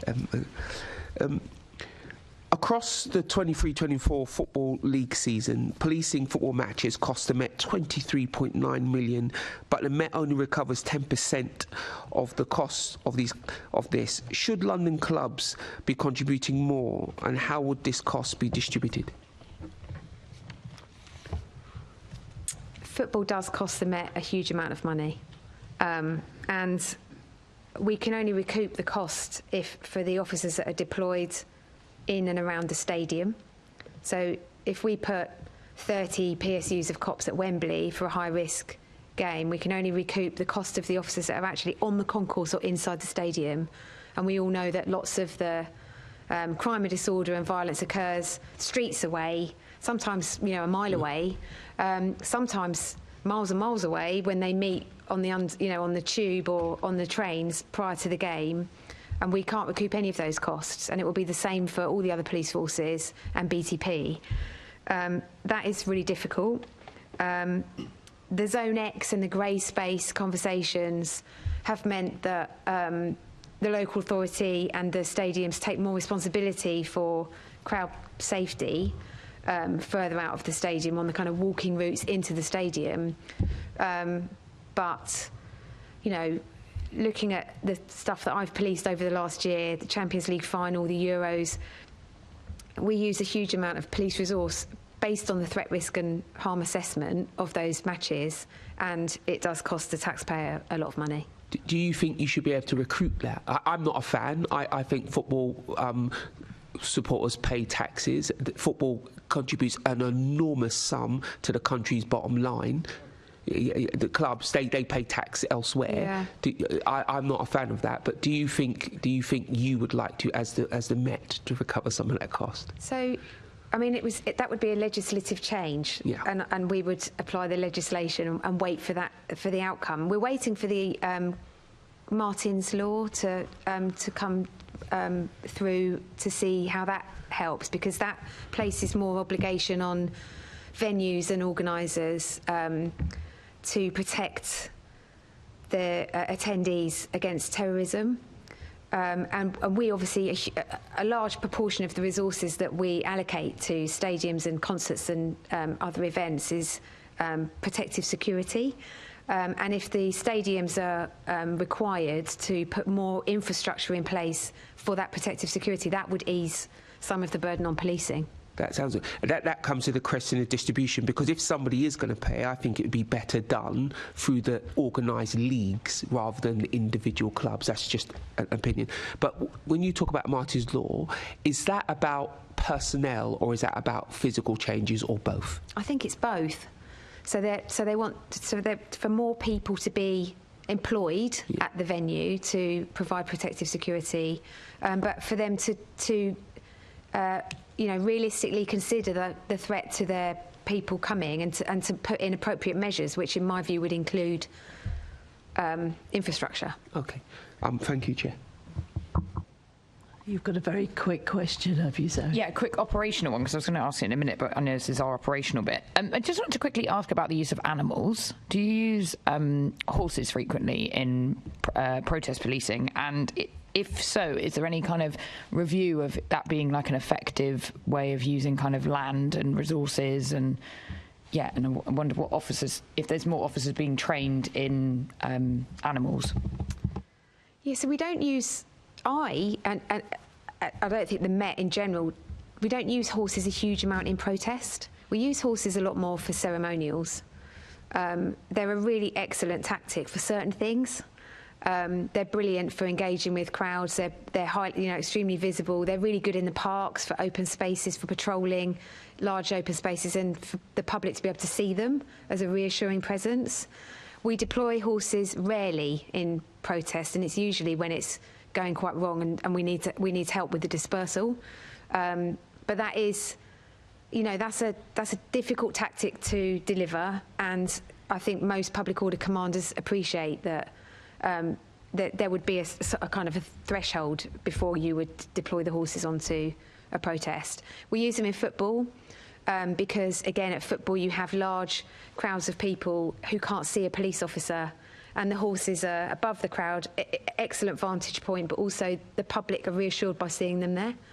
So they're a useful tactic. I don't know how to phrase this, but in terms of, I know we've been talking about the protection of police officers, is there the kind of the well-being of the horses being considered with the escalation or the use of them in this context? Yes, so the welfare of the horses is really important, and the mounted branch are extremely vocal and quite rightly challenging about how the horses are looked after. Great, that's really helpful. Thanks. That's very topical at the moment because I spend too much time on Twitter, but there was a little video of demonstrators making so much noise by this beautiful horse. Did you see it? Clearly causing distress to this horse. It's awful to watch. They're beautiful. I used to see them at Tottenham when I used to go to the football quite a lot, but they're very imposing, and I think you're quite right. You can see them for a long way. They're really incredible. We're now at the last section, which is about legislation. So it's the fun part of the of the meeting, so we can steam through this, I'm sure. So a question to all of you: has the introduction of new legislation over the last 3 years helped or hindered the Met in its public order policing? And perhaps you can give a reason why it is or it isn't. Who wants to start? I think in general terms, in terms of legislation, I think what policing has asked for and consistently asked for is clarity. So it's not for policing to say, and talking not just about public order policing, but just more generally, it's not for policing to say this should be illegal and this shouldn't be illegal and this should change in broad terms. That's a matter for elected representatives and for the democratic process. I think what we've been asking for in policing in the public order context is clarity on what's on legality and the framework, which is partly what the new Public Order Act in particular has addressed. So things like a clearer definition of serious disruption, some clarity around issues that have arisen from particular cases. So we've talked about blocking roads earlier this morning. We know that the case of Ziegler at the Supreme Court had a big impact on how that issue was dealt with, and there were various views about whether the kind of wide application of Ziegler was or wasn't appropriate. So better clarification in terms of interference with infrastructure, interference with roads, was sought and has been provided by the Public Order Act provisions. So I think a lot of it has been useful in that sense. As I say, it wouldn't be for. So there wouldn't be for the College of Policing to say, well, we think this should be criminalised and this shouldn't be criminalised. No, I accept that. In terms of the helpful nature of some of that clarification, and of course all of this, whenever you get new legislation, of course, all of it is subject to test once it actually arrives at the court and how the court interprets, the use of that legislation. So no doubt this will be an iterative process over the next few months and years. But certainly from a college perspective, in terms of training officers, in terms of officers understanding what their powers are, some of the clarification that's arisen from those Public Order Act provisions has been very helpful. Yeah, and it is clarity, so that's quite right. Louise, have you got a view on this? I agree with what Andy just said about the clarity, definitely. Applying legislation practically is so much easier if you're exactly, clear about the legislation in the first place. Since the new powers provided by Parliament, we have used the new offences of being locked on or going equipped for locking on 12 times, which gives an indication that we're not using it all the time, but it is something that has been applied. Good. Okay. And from your point of view, Simon, with officers, has it made it easier for them to... for anything from people with masks on or parking a pink boat in the middle of Oxford Circus, things like that. Has it made it easier for them to say no? It's the provision of the clarity is more helpful for officers. Obviously, the introduction of new legislation requires officers to be up to speed with it, but when they are up to speed with it, it's the clarity, and it makes it easier for them to deal with individuals on the streets. Good. Okay, thank you very much. Zoe, I have got you coming in underneath this. Do you still want to come in? I was down for 18 just to ask the next right. one. Yeah. Okay. Is that okay? Yes. And I know we've touched on this a bit because it goes back to some of the communication with organisations and the time period of giving the notice period. So currently, the groups are required to give 6 days notice. And it was just to gather people's opinion on that length of time, because in our previous committee we heard that organisations like Amnesty thought the arrangements were fine, and Liberty echoed some of what the other panellists had said, that they thought that it didn't need to be extended, but it was just a question on how that 6 days works for you. I know often, as I said before, people use 2 or 3 weeks or a month anyway, so yeah. Yeah, that's right. I think also it only applies to processions. So the 6 days notice, if I'm honest, isn't massively helpful or unhelpful. We have groups that engage with us, like I said, way before, and we actually also have groups that, as a result of something that's happened overnight on the news, want to come the next day, and we don't habitually prosecute people for not complying with 6 days if there's been something of that nature. That's really helpful. Thank you. I think that's all. Thanks. Thank you. Assembly Member Ahmed, I had you as a possible coming in under this. No, you're fine.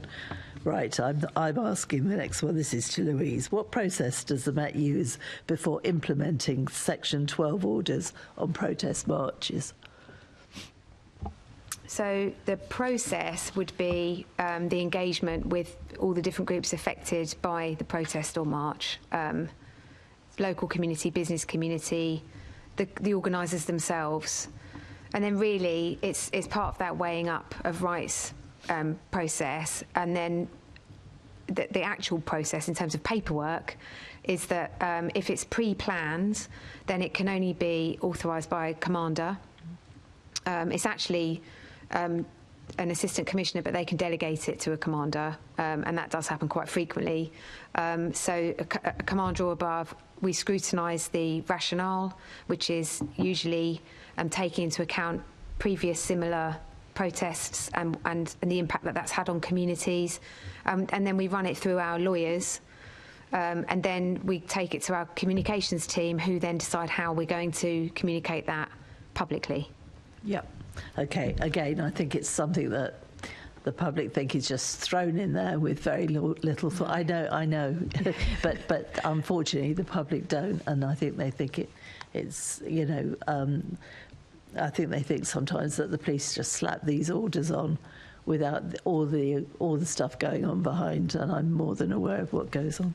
Okay, thank you. We're now going over to Assembly Member Best. Thank you, Louise. To you again, if that's okay. Just on the new powers around the noise trigger, to what extent have you used these powers or will use these powers? I don't actually have the answer to that question in terms of how much we've used those powers. Do you know nationally? Which is making me think not very much. But I can come back with specifics. I mean, anecdotally, I've seen very little.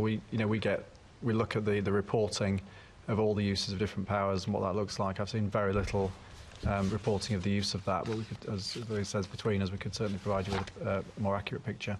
Yeah, perhaps if a written answer after this committee would be beneficial. And I suppose that will make it slightly harder to answer my next question in relation to how you communicate the concerns over the noise trigger and make that decision. But I suppose, again, if it's easier to also put that yes, please, in a letter, but it would also be useful in that letter or note to the committee to understand how you communicate concerns around noise and that the noise trigger is going to be evoked if it doesn't cease, and also how you make the judgment as to what causes that distress.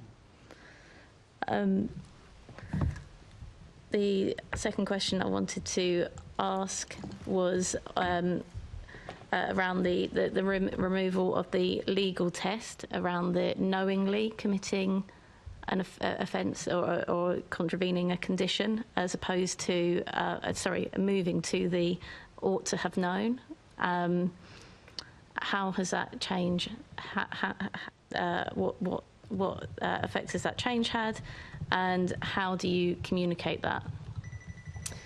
So what that's done is kind of taken the burden of proof to be slightly less. And it is extremely challenging at times if you have a large protest group and they're noisy and vociferous as they can be on a protest, to communicate with them. And if you're applying conditions and you have to prove that they knew what the conditions were, that's obviously a higher threshold than what we have now. What I would say is that we still make every effort always to communicate the conditions to everybody.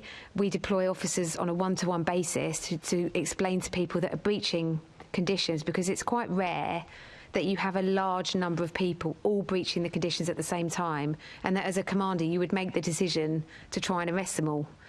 You would only do that if it was causing such significant disruption or violence or damage to property that you had to. But actually, if you have a smaller number of people breaching the conditions, and that is causing proportionately enough of an issue, then you will communicate with them, and we will go to every effort to make sure that we're having that conversation and explaining what we're doing. So I imagine, even though obviously the powers are now there on the ought to have known, the first conversation is letting people know. Absolutely. In the first instance. Yeah, and that's why we do all the pre-event engagement and the leaflets and the social media announcements and the messages through the organisers, to make sure that people do absolutely know what those conditions are. Does that create the chance, though, for somebody to perhaps be arrested without that warning, when others normally would expect a warning still? Or do you think, because an officer reasonably can now arrest in the first instance without that conversation, and I suppose we were talking earlier, and to use the phrase again, two-tier policing, it is these situations that you see on social media when somebody perhaps has been arrested in the first instance, when I know and in most cases that there would be a quiet word first. I mean, in terms of it might be helpful if I chip in terms of the college guidance and training on this point. We recognise the change. I think the change has been useful. The previous threshold of proving that somebody knew was quite difficult in practical terms. We certainly had cases of people where there was body-worn video of them being told and said, well, and those people said, well, I couldn't hear, or they were found with the leaflet in their hand and said, well, I hadn't read it.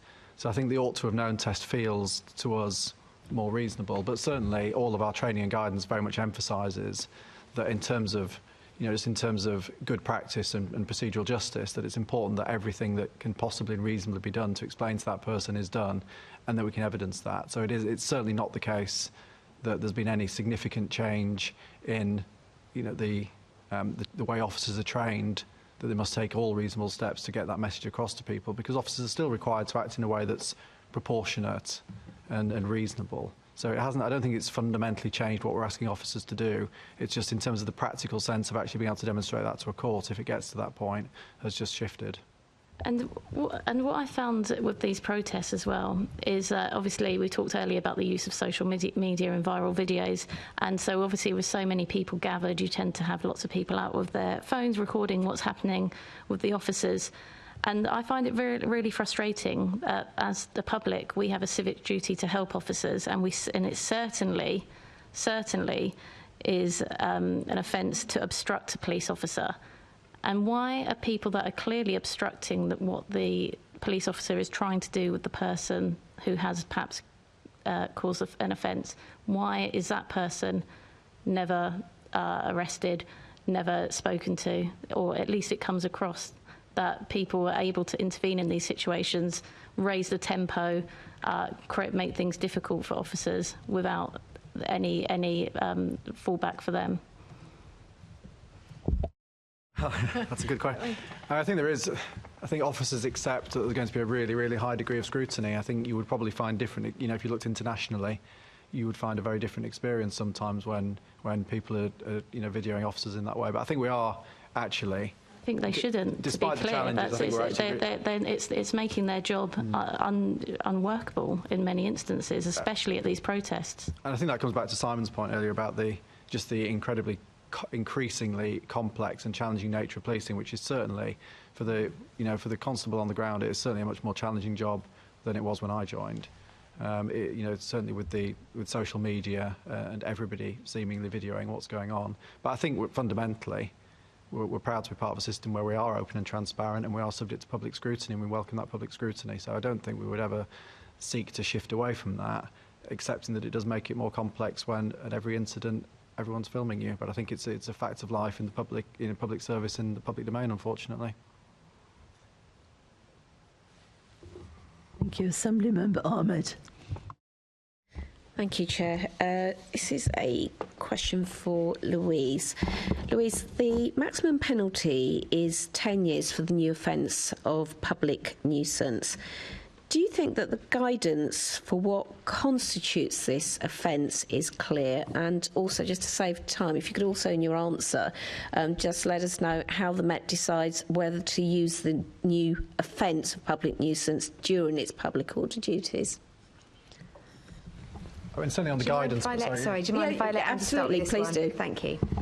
Certainly on the guidance point, I think the recognition of public nuisance can vary hugely in its scope and in terms of its severity, which is, instinctively 10 years sounds like a quite punitive, severe sentence, doesn't it? But when you consider the severity of what public nuisance might be in terms of, really serious long-term disruption that could put people's lives at risk, when we're talking about that kind of some of the interference with people's lives that we've seen, whether that's roads, airports, or whatever. So I think we've, in terms of the guidance, I think it has to recognise that the scope is really wide, but the sentence is a really kind of good indicator in this, that this is a serious offence. So it's not about minor irritations to life, to day-to-day life, and our guidance continues to emphasise that this still has to be considered in the context of people's rights, people's rights to go about their daily lives. So we're not seeking to criminalise protest in particular or behaviour generally, that is a minor irritation or is minor in its nature. And I think the guidance is clear on that. Thank you. And did you want to address the other part of that, about how you actually decide whether to use that new offence or not? And I think just going back to what you said about it being, perhaps perceived as a minor irritation, the word nuisance, I think wasn't helpful in the legislation. Obviously, nothing we can do about that now. But just, how do you make those decisions? I mean, Louise referred earlier to the national decision-making model, which is trained to all of our public order officers and public order commanders. It's fundamental to how officers make their decision. I suppose I probably wouldn't differentiate it from all the other, the huge range of legal provisions that are available to officers. It is it's a complex landscape for police officers. Not just in the protest and public order context, but just in their day-to-day duties. So they are regularly, considering a whole range of different legal powers that are available to them and deciding how to implement those. And I think, there are 150 plus thousand officers in the country with millions and millions of interactions every day. And I think in the vast majority of those, they're taking an approach that is reasonable and proportionate, bearing in mind our previous conversation that if they're not, then it will be over social media for everyone to see. The fact that that most of those interactions in the public space probably are filmed and we never see them, because overwhelmingly officers are making good decisions based on what's in front of them, and that's what they're trained to do and that's what they're expected to do. And I don't think this will be any different. Right, thank you.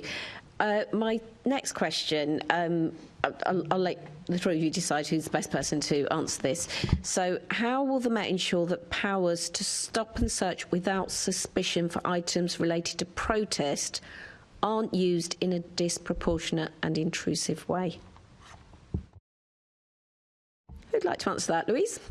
Yeah, I'll answer that one. I think in the same way that we need to make sure that we don't use our powers disproportionately in other areas of policing, we are subject to scrutiny. We are transparent and accountable with how we're using our powers, and I think it's not different to that really. Just because it's within the protest kind of landscape doesn't mean it's not subject to the same requirement for a clear rationale and for clear grounds. Thank you. Thank you, Chair. Assembly Member Garbett. I want to ask about serious disruption prevention orders, and just to ask, how do or will the Met monitor their use to ensure this complies with human rights obligations? So we haven't yet made any applications, and we haven't needed to make use of them. If we were to make an application for one of these orders, then we would carefully consider how to communicate it. But at the moment, we haven't done. That's good to know, because I think there's lots of concerns about them, as I'm sure you're aware. Things like during the debate of the Public Order Bill, SNP MP Stuart MacDonald called the serious disruption prevention orders Kafkaesque and threatens an unjustified infringement on the right to protest of huge numbers of people. And Stopwatch, who I met with recently, have also recently done a report that says that they're concerned about, was this necessary as an additional order for the Met to use.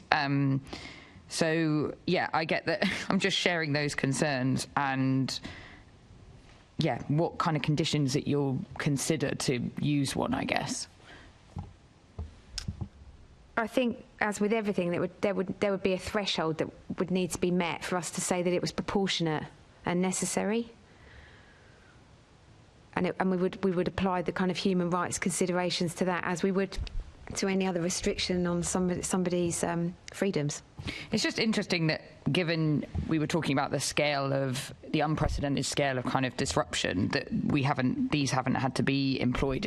I'm just trying to kind of explore why they were kind of. I know that the Met didn't request this, but I just think it's interesting as a tool, but you haven't used it, and obviously there's this criticism of it. It was just to kind of put that, if you had any view on them in general, I guess. I don't have a view on the legislation or the reasons behind it, other than that it's as I said, it's a kind of option, and we haven't felt the need to use it so far. Thanks. Thank you. Anyone else got any? Did you have any comments on? No. Thank you. Right, I'm asking the last couple of questions. The first one's technical, the other one's on opinion. So, Simon, if I come to you, what impact has the change in threshold related to serious disruption, to include anything more than minor, had on officers? Is the Met currently using the more than minor threshold in its public order policing? Certainly from an officer's experiences, it would have to be more than minor. Go back to my previous comments about lack of confidence. Officers would be doubly sure before they did anything to avoid any form of criticism or being trialled by social media. So, yes. This has really concerned me. Of all of the things we've talked about today, this is the thing that is concerning me personally more than any of it. The new legislation has been brought in to bring in clarity to make it easier for police officers to arrest some of the things that we see that we think people should be arrested for, because clearly they're breaking the law. I also understand, Simon, if you're saying that police officers don't have the confidence to go in, that puts us in a very difficult and serious position, quite frankly, because you've got the new tools there, but equally we have to support these officers if they don't have the confidence to go in and arrest. Simon, from your point of view, looking after officers, if you like, from the union, what do you think could happen to give them more confidence? What do you think could change? Because it's important to absolutely everybody that we've got a really functioning police force. And quite frankly, if officers are becoming more and more frightened to go in, I mean, is some of that born of the fact that lots of them are new? Because obviously we've had a massive new intake. Is it because they're just not supported? What is it that we could do, or any of us could help with, to give those officers more confidence? So I think there's various aspects to this. Obviously, trial by social media has its benefits. It also has such significant negativity surrounding policing. It seems to be topical and has been for some time to devote time, effort and energy into goading police officers and portraying us to be something that in reality we're not. I know we've had some bad cases recently, and I don't excuse those at all, but not every police officer is like that. The vast majority of police officers are decent individuals who want to serve the public and do a good job. And when you are constantly bashed by the public, by social media, by the mainstream media, it has to have an effect on you. We then look at the Independent Office of Police Conduct, CPS, some of their decision-making, some of the investigations that go on for years. I'm still dealing with an investigation from 2016. Disgraceful. So that officer is still going through, and that's not unusual. No, I know. Now, in terms of they've been to Crown Court, they've been through gross misconduct, they're waiting on an inquest. This is significantly impacting, and all of their colleagues see this individual going through something for doing his job and what the public would expect of him. It's constant. There is an accountability review that the last government commissioned. I've not seen that published yet, so I'm waiting on the new government to publish that. I think the accountability review will be quite damning in terms of some of the public bodies involved in that. Commissioners touched on it. We want to be held accountable, but it's got to be fair, balanced and proportionate. And unfortunately, too many officers are subject to witch hunts, and it just comes to the point and go, why am I doing this? And that feeds into lack of recruitment, attrition rates, not taking up specialist positions. So I think it's just incumbent on the whole of society and everybody involved to be supportive. Yeah, because officers are decent people, vast majority of. Well, police officers are all of us, but with a uniform, you're all. We are you, as it were. I could not agree more with you more. The IOPC, I wouldn't like to voice my view on some situations there. And one of the things, and this is a personal view, I saw that BBC programme on Monday night on the Chris Carver case. I was absolutely appalled. What feedback, because I thought it was so one-sided, what feedback have you had from your officers on that? So we had communications with the Met when we knew the programme was going to be aired. The Met and ourselves stand shoulder to shoulder with this, and we share exactly the same views.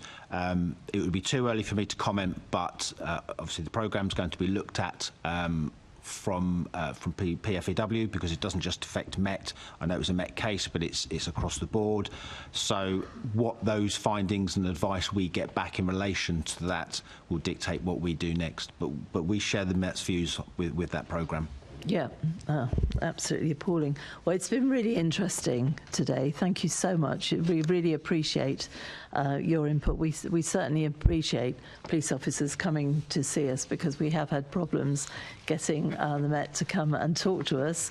But we want to find out what you're doing, because we're only asking questions, and the public deserve to hear your answers. So thank you. So I would like to officially thank our guests for attending this morning and for their answers to our questions. Can I ask the committee to note the report and the discussion?